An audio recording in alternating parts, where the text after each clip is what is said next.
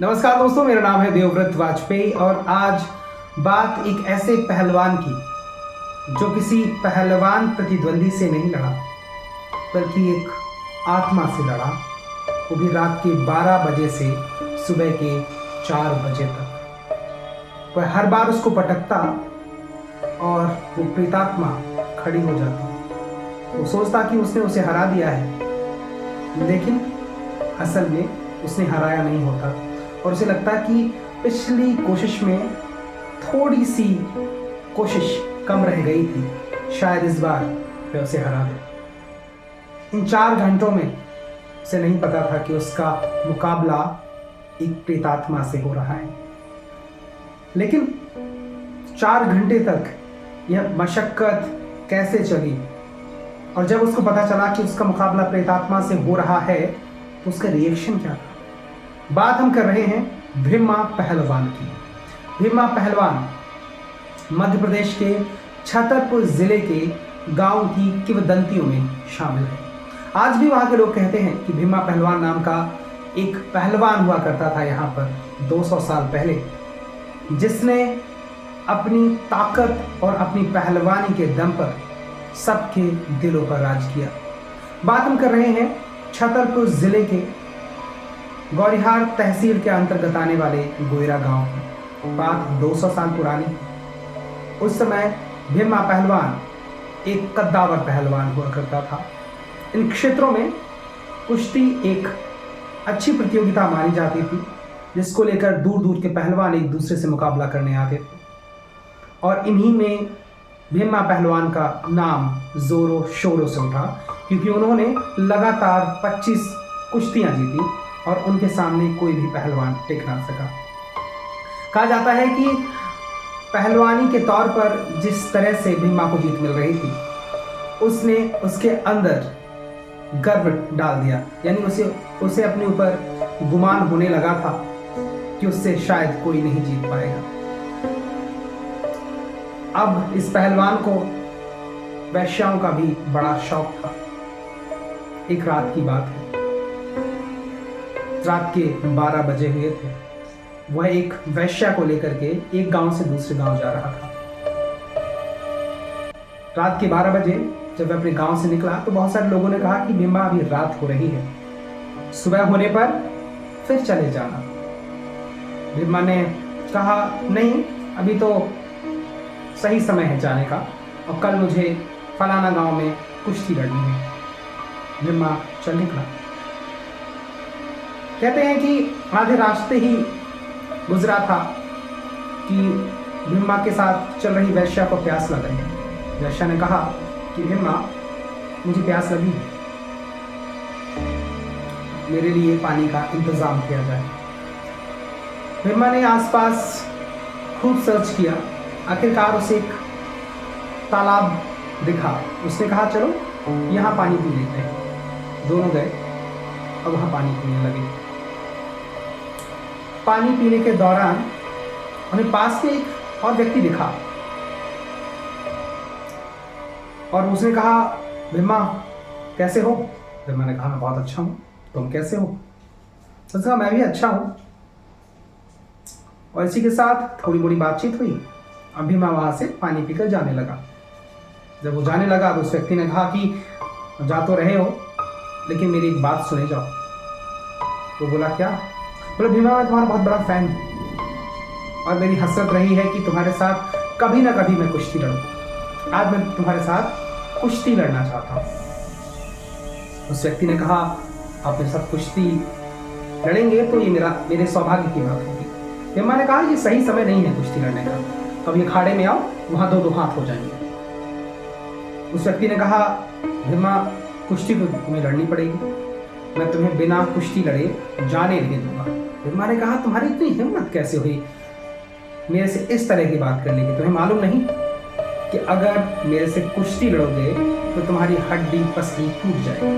और क्या तुमने मेरे बारे में सुना नहीं? उसने कहा, मैंने बखूबी सुना है भीमा तुम्हारे बारे में, लेकिन मैं तुमसे कुश्ती लड़ना चाहता हूं। भीमा फिर भी नहीं माना। तो उस व्यक्ति ने कहा कि मेरे पास में 1000 अशर्फियां हैं, सोने की अशर्फियों की बात कर रहे हैं, मेरे पास 1000 अशर्फियाँ हैं, अगर तुम मुझे इस कुश्ती में हरा देते हो तो तुम्हें इनाम के तौर पर 1000 अशर्फियाँ मैं दूंगा। भीमा बात मान गया, क्योंकि उस जमाने में पहलवानों को बहुत बड़ी रकम नहीं दी जाती थी कुश्ती लड़ने के लिए। ऐसे में भीमा के लिए 1000 अशर्फियाँ एक बड़ी थी। भीमा ने ऑफर कबूल कर लिया और कहते हैं इसके बाद शुरू हुआ इन दोनों के बीच मल्लयुद्ध। मल्लयुद्ध उसे कहते हैं जब दो लोग बिना किसी हथियार के बल्कि हाथों का प्रयोग करके एक दूसरे से युद्ध करते हैं। अब भीमा बहुत ही तगड़ा पहलवान था। कहते हैं उसकी हाइट करीब 6-6.5 फीट के आसपास थी, वजन करीब 120 किलो था और वह अच्छा छरहरा पहलवान था। और जब वह लड़ता था तो बड़े ही आक्रामक अंदाज में लड़ता था। सामने वाले प्रतिद्वंदी को मौका नहीं देता था कि वो उस पर हावी हो पाए। क्रिकेट के लिहाज से देखें तो ये वैसी ही स्ट्रैटेजी है जैसे ब्रेडन मैकलम अपनाते हैं, शुरुआत से ही हमला करते हैं। वैसा ही कुछ भीमा ने वहां किया।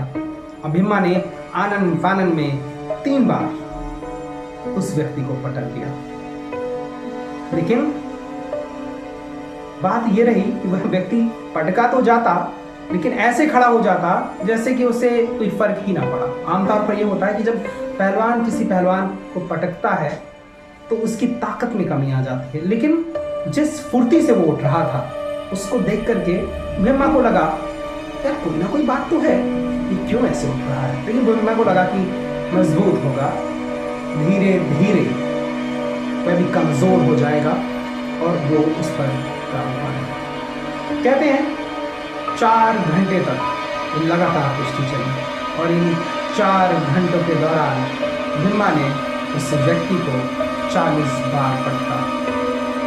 जब 40 बार पटकने के बाद भी उस व्यक्ति की ताकत खत्म नहीं हुई, भीमा को शक हुआ आखिर क्या हो रहा है कि मैं इसको 40 बार पटक चुका हूँ, फिर भी ये पूरी स्फूर्ति के साथ पूरी ताकत के साथ मेरे साथ लड़ रहा है।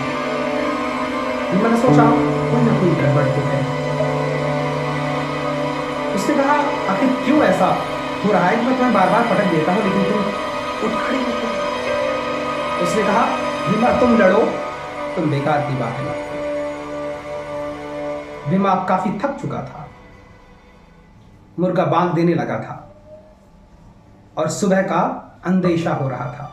कहते हैं जैसे ही सुबह होती है वैसे ही भूतों की ताकत कमजोर पड़ने लगती है। इसलिए उसने भीमा को एहसास दिलाना शुरू कर दिया कि उसका मुकाबला किसी बड़ी ताकत से हो रहा है, इंसानों से नहीं। इसीलिए जब भीमा थक कर चकनाचूर हो चुका था, भीमा की नजर उसके पैरों की तरफ गई। उसके पैर बुड़े हुए थे। यह देख करके भीमा की होश फाक था। भीमा को जो शक हो रहा था कि उसका मुकाबला किसी दूसरी शक्ति से हो रहा है, इंसान से नहीं हो रहा है, वो शक यकीन में तब्दील हो चुका था। भीमा पसीना पसीना हो गया। कहते हैं इसके बाद ही भीमा का हृदय काम करना बंद कर गया और वह बेसुध होकर के जमीन पर गिर पड़ा। पास बैठी वैश्या इस पूरे हालचाल को देख रही थी। हालांकि भीमा इस दौरान किससे बात कर रहा है, किससे कुश्ती लड़ रहा है, इसका कुछ नहीं पता था।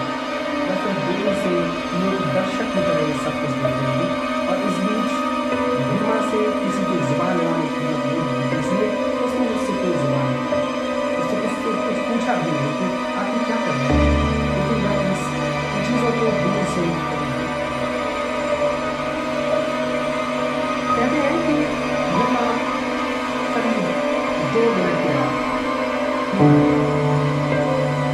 और उसके बाद वैश्या उसको दूर नहीं दिख रहा था, उससे भीमा दिख रहा था। तो दौड़ी दौड़ी पास के गाँव लोगों को लेकर बताया कि भीमा की मौत हो गई। लेकिन उसे पूरा एहसास था कि भीमा जिससे भी लड़ रहा है वह कोई शैतानी ताकत है, कोई इंसान नहीं। और इसी के साथ भीमा की मौत हो गई। आज भी भीमा के जो अवशेष हैं आपको इस गांव में मिल जाएंगे। तो इसी के साथ इजाज़त दीजिए मुझे इस वीडियो में। अगले वीडियो में फिर से हाजिर होते हैं कुछ ऐसी ही दिलचस्प स्टोरी लेकर के जो रियल लाइफ पर आधारित है। तब तक के लिए नमस्कार।